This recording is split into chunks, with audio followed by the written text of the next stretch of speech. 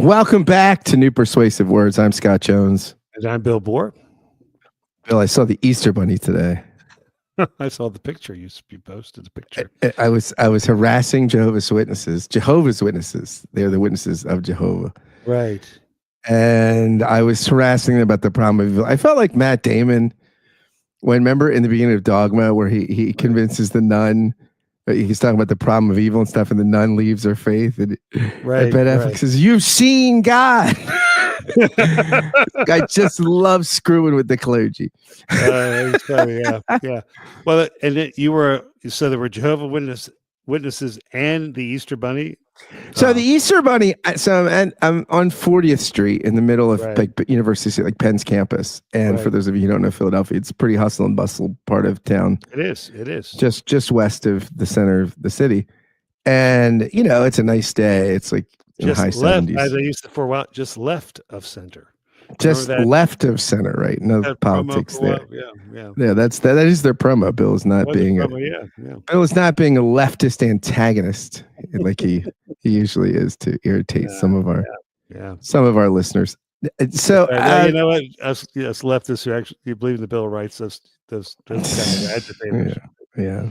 Commies. So I'm harassing these Jehovah's Witnesses. Is that an Easter mitzvah, a Holy Saturday mitzvah? Holy Saturday mitzvah. Yeah, you just. I don't even know why I was doing it, but I was like, I just was, I was saying arguments that we could probably refute here, but not that we spend a lot of time doing that. But and then I just stopped. I said, "Wait, can you take a picture of me with the Easter Bunny?" Because he's walking down the street, and we took a picture. And I said to him, "I'm really impressed that with the price of eggs, the show must go on, and you're out here." He didn't have a basket, though. He didn't have a basket. Right. So both the Easter Bunny and Jehovah's Witnesses were converging on UPenn. On me. And you. That's what happens. You lose $80 billion worth of funding. What happens next? Jehovah's Witnesses and the Easter Bunny. They just take the campus by storm. I heard Trump was at the prayer breakfast, the Holy Week prayer breakfast with Paula White, and I kind of expected him to say, I was reading my Bible, and let me tell you what, Pontius Pilate, not a bad guy. Okay, I think he'd be great for the cabinet. Okay. Right. Well, he'd certainly be an upgrade. I mean, he was too cruel for the Romans. So definitely, definitely in charge. He would work well with ICE right now. But and again, of course. By the way, I heard that Trump is in honor of Holy Week only locking up guys named Jesus, right? A lot of Jesuses out there. Yeah. It'd be funny if it wasn't happening. Yeah. Yeah. And the other part of your problem was that you started your joke by saying if Trump was reading his Bible. Yeah, that's credibilities. It is Holy Saturday. We had a very, very moving Good Friday service last night. We did a combined excellent with Zion Episcopal here in church, and again, I don't know what's going on in the world, but when you get a pretty full UCC church in Vermont on a Good Friday, God is doing next something. Thing you know, you'll have dogs and cats sleeping together. But it was very, very, very moving and very powerful, and particularly poignant. I mean, we did the Episcopal liturgy here. They read the whole Passionary of the Gospel. Oh yeah.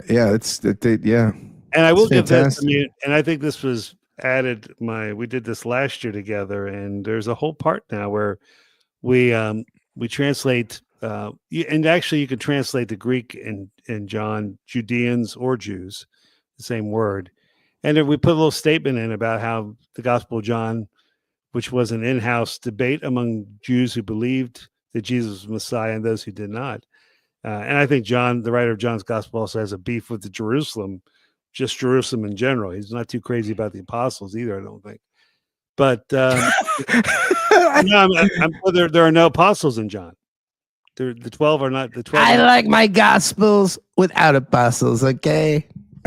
Well, no, they're right. They're disciples. Making the gospel great again. No, we love that.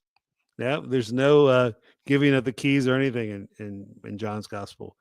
But there's a statement that actually in some of the prayers that are said, ask for praise, recognize that Christians have used this word to do terrible harm. And so it was powerful. So any rate, so Holy Saturday. Do you know there were dozens of Jews on the Titanic when it went down?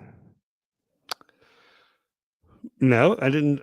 I have to admit, I don't really have a good sense of what the religious affiliations of people. Well, I was talking to our dear friend Benjamin Cohen. More than a few Irish Catholics. There were a friend of the show, Benjamin Cohen, was on Give and Take this week, and I forget what he was talking about. I asked him how many Jews were on the Titanic. He said there were dozens. He knew. He said, he's like, I wrote an article about it. Levi Strauss was on the. I said, wow, did you just, being the news editor for, do you just get asked this stuff all the time? He's like, yeah, I mean, I didn't wake up this morning intending to be asked about the number of Jews on the manifest of the time. It's like, why? This is hard-hitting conversation. But he knew. He knew. He's in Atlanta. Did you ask him how many survived? Bill, I didn't think to do that. See, that's why you're a hard hitter. And I'm not. See, if I had thought to do that, that would have taken it to the next level. I'm not a hard hitter. I'm just interested in the trivia. That's my thing. Yeah. Yeah, he's speaking at a retreat, which is called Raham Darum, and so one of our listeners, a rabbi in New Jersey, actually knew of the retreat. He told me it's a very cool. Who knows, Bill? Maybe we'll be on the speaking circuit for Raham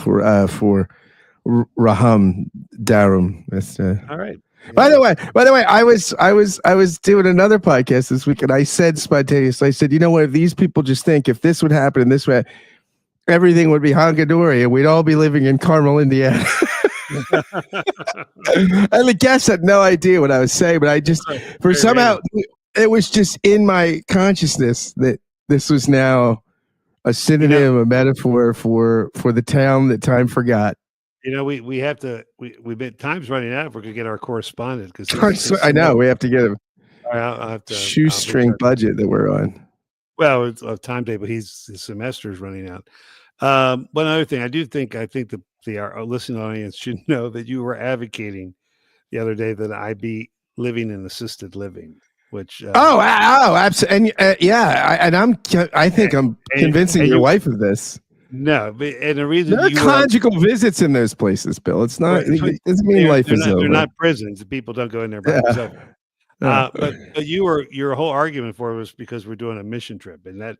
I didn't. People told you that we're doing a mission trip. I mean, I don't think you should be out in inclement weather. I don't think you should be lifting heavy things. No, I don't like this for you. I'm not 84, right? You do know that. Yeah, but you're frail a little. You're on the frail side. No, the other day you were saying off record that you thought I would last longer in the camps than you would if we got taken away. Well, that's different. That's different. I'm hardy. I'm just psychologically weak. That's different. I mean, I physically I would do better in the camps than you, but I would just mentally I couldn't handle it. Now, why do you think I'm frail? I'd be a capo. I'd go over in a second. The first day. Day one. Extra servings. Yep, I'm there. Day one. Yeah, exactly. Trump calls me to go to Mar-a-Lago. I'll be there faster than Joey Scarborough. Here we go. Oh, you, a great American. You would make my list as a great American. A great. Folks, that's something we're working on. If for a $10 Patreon contribution, you will get a T-shirt with the pictures of Bill's Great American list on. It's like a Mount Rushmore. Bill's list of great Americans. At the top is Joe Scarborough. Yeah, and I'll come and move your wood. Yeah, I'll do your chop your wood for your stove. It's just to show Scott I'm not so frail. Yeah, but you think you're Daniel Boone or something? This is. No, I'm not Daniel Boone. I live in Vermont. You got to do stuff. See, that's where you lost me. Doing stuff, right? Yeah. Although I burned, you know how many calories I burned today? Active calories, 825.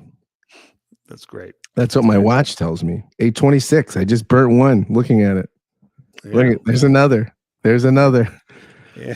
Well, the work camps, you would do really well, dude. Yeah. Oh, yeah. This is the this Yeah. is there you go. Part of me does, I mean, I think you have to keep your sense of humor in these times, but Oh, that's all you have right, in because some sense, right? I mean, the absurdity is. the attack of due process is we are in unprecedented territory. And again, if one of our lawyer friends out there who listens to us and supports all this, yeah, I'd love to hear your legal opinions about suspension of due process and habeas corpus and all that. Because I'm not a law. I'm not a lawyer. I mean, So Lincoln. Some people say Lincoln suspended it. well, no, he did. He did. Well, yeah, well, say I did. I'm saying some people say it. They're historians. It's because it's a historical record. Although I don't know, does that get cut out? Did that get cut out of the historical? I don't know what's getting edited out of what happened.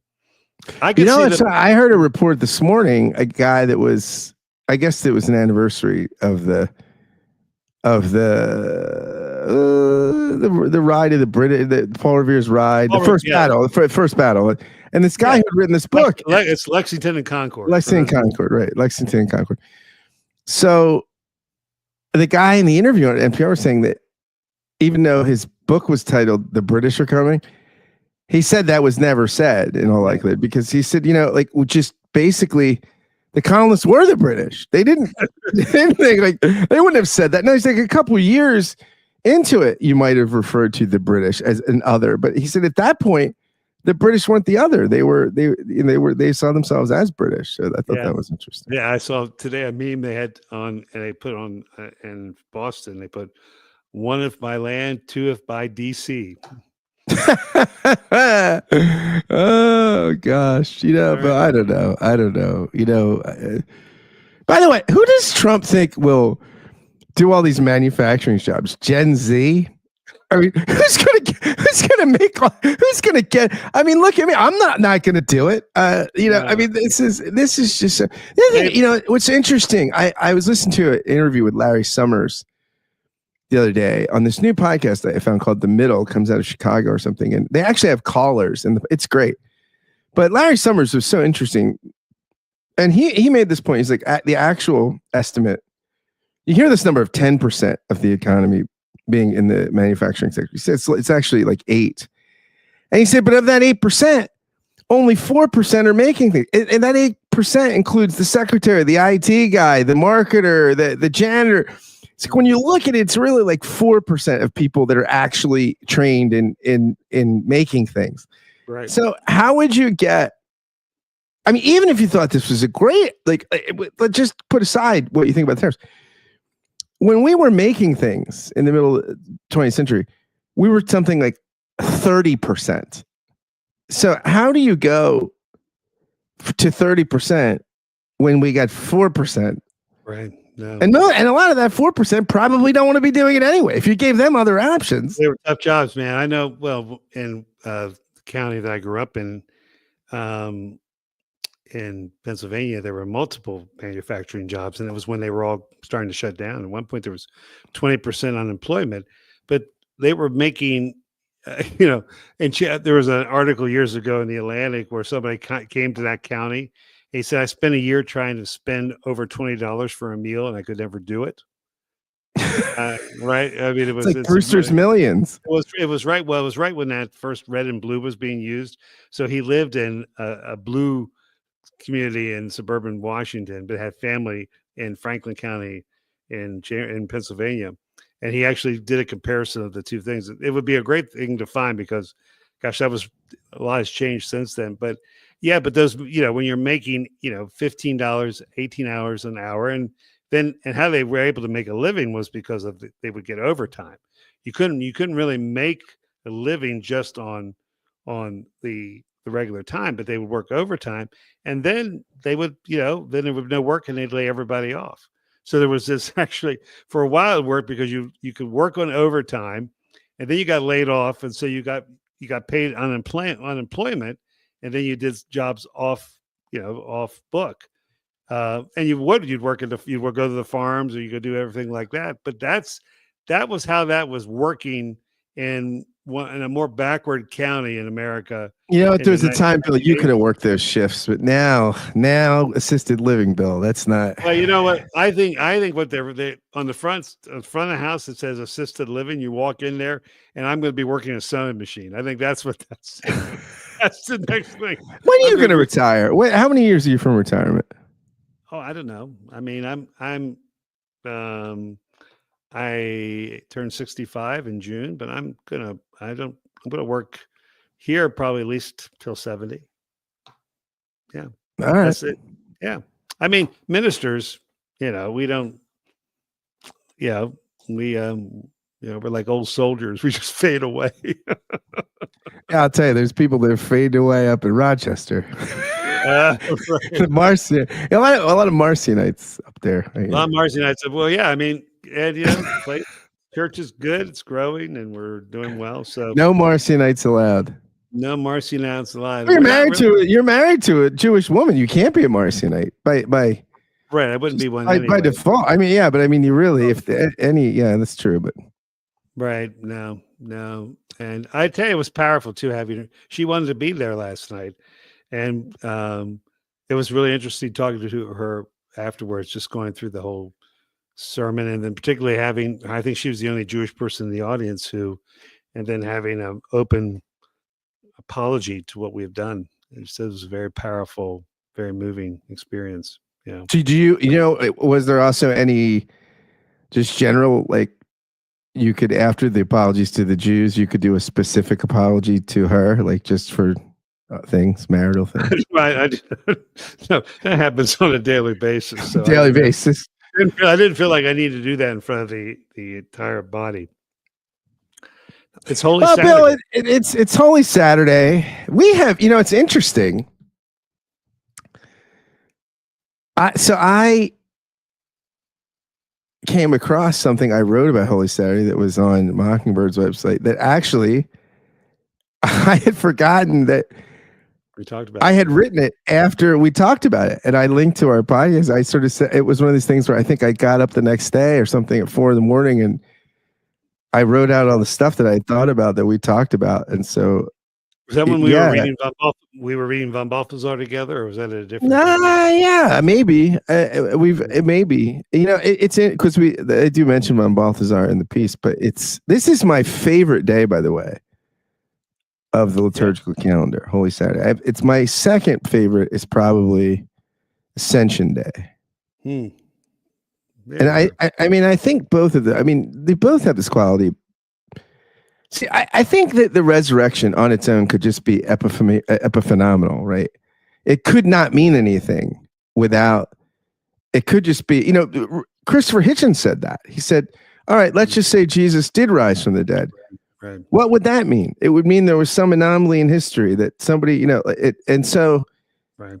But I think with Holy Saturday does something about what did the death mean, like for humanity vicariously. And I think Ascension Day finishes the job in some sense, and that guarantees that our being is taken up and made present to the being of God. That the resurrection isn't just some epiphenomenal account but that is something that's enduring and has eternal and existential significance. So there you go. So Holy Saturday, I like it.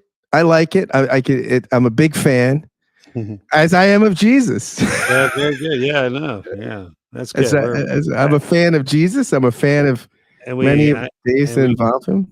We appreciate that too.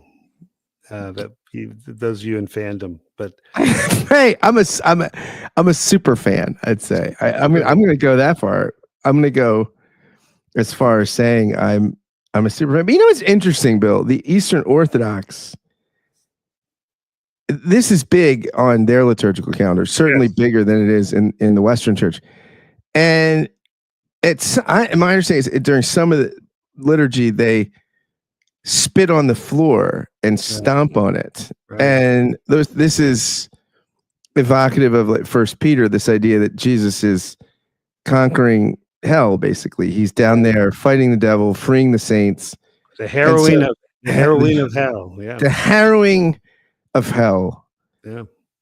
So you have Jesus as quite an active figure in that Well, tradition. I'm sure we talked about. I didn't go back and listen to our podcast, but there's this great sermon, and I don't remember. It's an early church sermon where they're getting all dramatic about it, and Hades is personified, right? So the devil is Satan is bringing Jesus down into chains, and Hades is at the door of death, and Hades goes, "Don't bring him near here," and Satan goes, "No, you see, we won." And Hades goes, "No, don't. I don't think it's a good idea bringing Jesus in here into the realm of death." And Satan says, "No, we've won." And so Satan brings him in, and suddenly Jesus burst away the chains, and and this hell is split open. And the last thing Hades says to Satan is, "I told you so." I So told Satan you. really is like the Bond villain, and when you're sitting there going, "Don't tell him the plot. Don't tell him the plan. Don't tell him the plan." Why? And Hades is the guy who says, why don't we just shoot Bond? Just don't put him in there with the fish. Let's just shoot him. So that's the kind, and there's a second view that's held by Calvin and most subsequent Protestants, including, you probably could put Bart here, that the descent into hell is symbolic. The actual descent to the righteous dead and all this stuff is mythology, and it doesn't really have biblical foundations. And passages like 1 Peter 3:19 aren't to be taken literally. According to Calvin, this is where it's very interesting when people say, like, Calvin, first off, the word fundamentalism is just overused, right? In Christianity, if it's not 20th century, don't say it. Like, it's not. But Calvin, I mean, I just think Calvin's and the church fathers, we could go through history, pre-modern church history, and we have this view that people have this wooden interpretation of the Bible or something, and Calvin certainly doesn't. And this proclamation of the spirits is symbolic because it's describing Jesus, the significance of Jesus' vicarious death, right? So I think what I wrote several years ago. No, but I think I was getting at some of the stuff, but it's interesting because the Eastern Orthodox view takes Holy Saturday and folds it into the resurrection, basically, right? Starts the resurrection early. It's sort of a pre-resurrection party.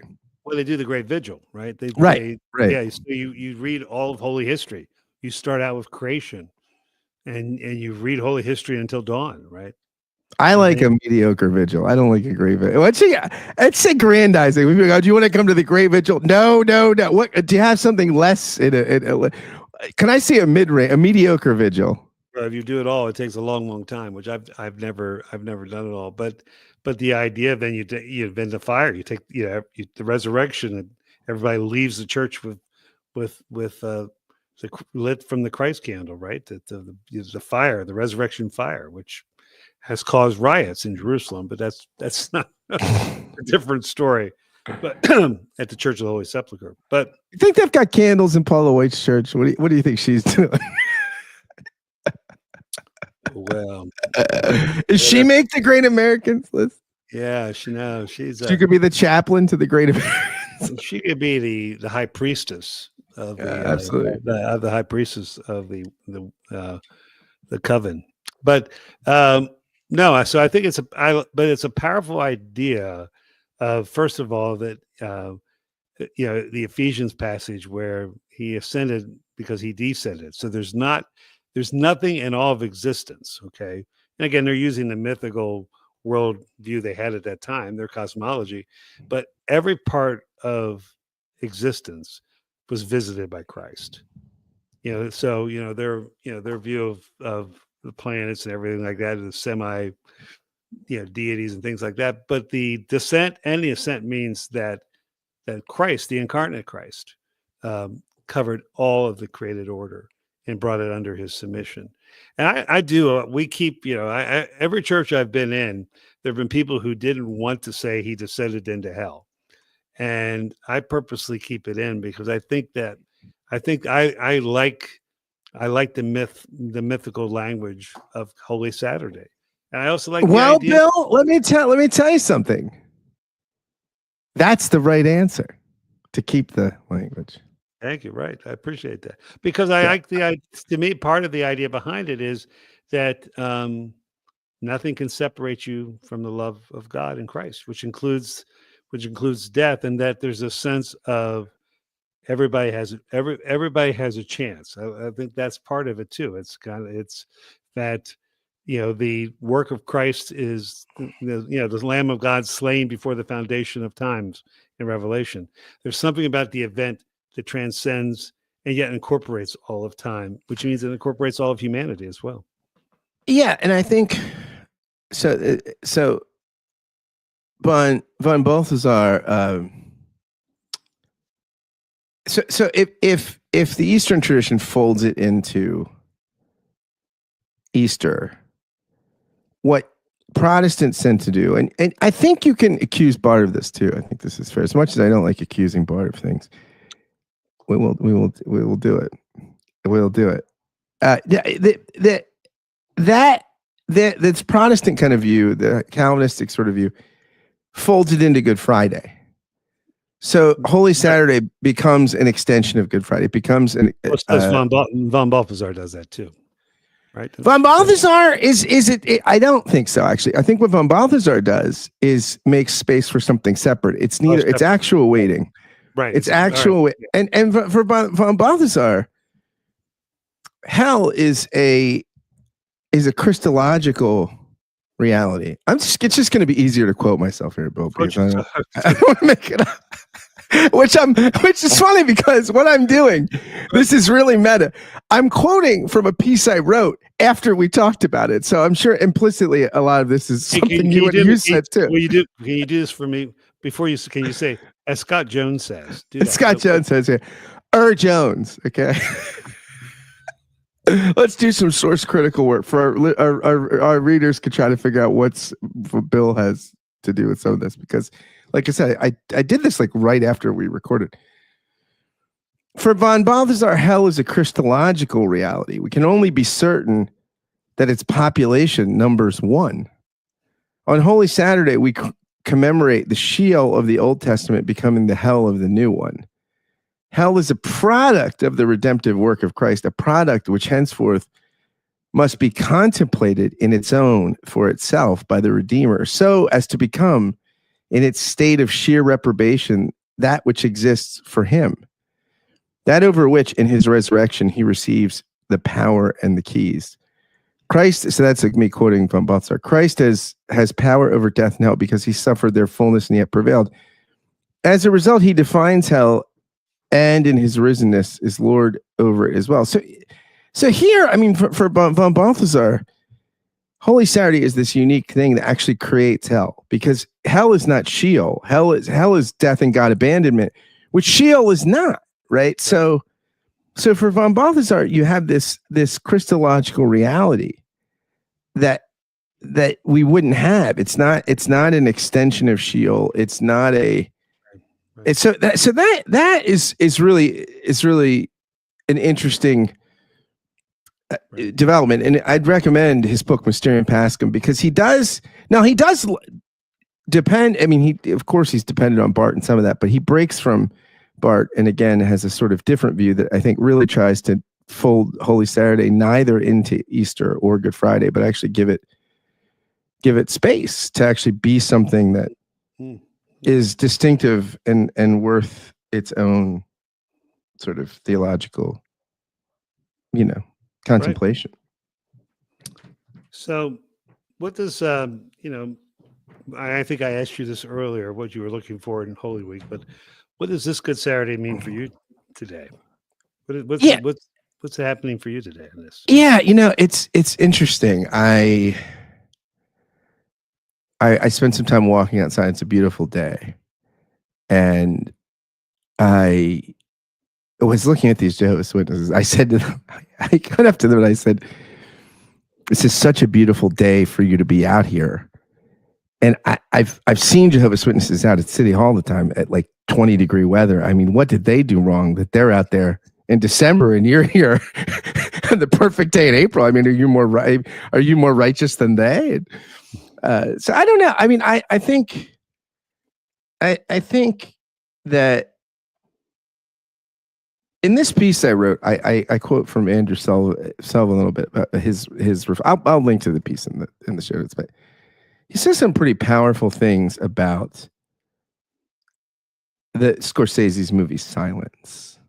Oh yeah, and that it seems to me that that film is a very. I mean, that's just the idea of that film resonates deeply with Holy Saturday. And I concluded this piece. I forgot that I'd written this.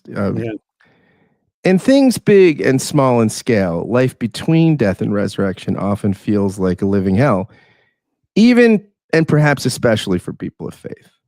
When bombs are dropping on enemies and war seems like the new normal, when children are being gassed, when estrangement from family or friends makes loneliness take on a sense of lingering permanence, when the guilt and shame of things done and left undone becomes crushing, the arguments for hell's existence seem more sensible than the ones for God's.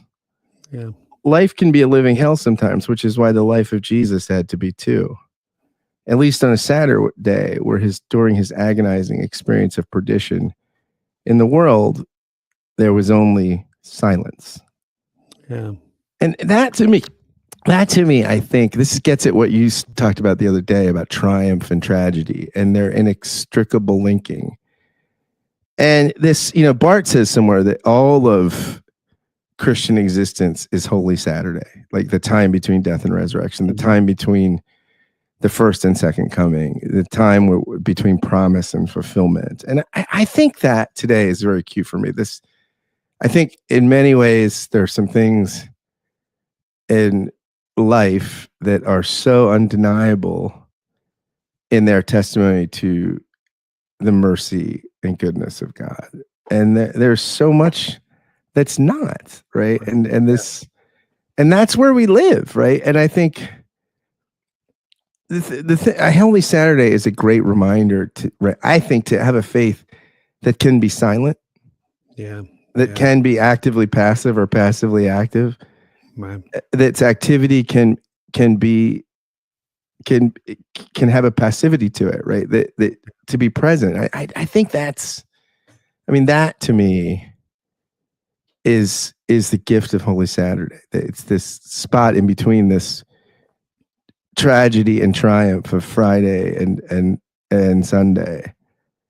That really this is so much of where we live our lives, right? Yeah. They're neither our lives are generally not Good Friday or Easter Sunday. They have moments, right? But they're generally just ambiguous and somewhere in between. And that's what I like about this liturgical day. Yeah, I think I mentioned this last night, but so we've already denied him, we've already betrayed him, we already fell asleep when we were supposed to be praying, we've already run away. I mean, and part of the way we do the liturgy, if you want to, you can put a burden or a sin and then nail it to there's a cross in the front of the church. You can just stick it on a nail.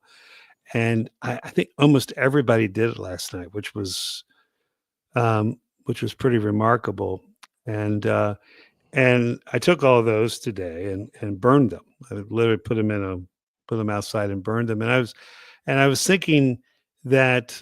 Does your wife know you're doing this stuff, running around and burning things? I mean, this is. Yeah, right. You're just unsupervised, running around the hills of Vermont. I'm sure you can get one of those things to track my behavior. This is. But I want you to share your location with me now. Okay, well, after this podcast, I want the location share on. We'll talk about it. Yeah, but the interesting thing is that, we did watch and pray last night. We prayed for the world, and we prayed for ourselves, and by God, we prayed for the country, and we prayed for the people that we are hurting in this country. And I think that's it can be a silence of doubt, it could be a silence of struggle, it could be a silence of waiting, but and it can be silent joy. I mean, joy. I mean, joy can be silent. Yeah. Joy can be silent. But it is a time to say our prayers. It's a time not to fall asleep. Amen. Thanks, everybody.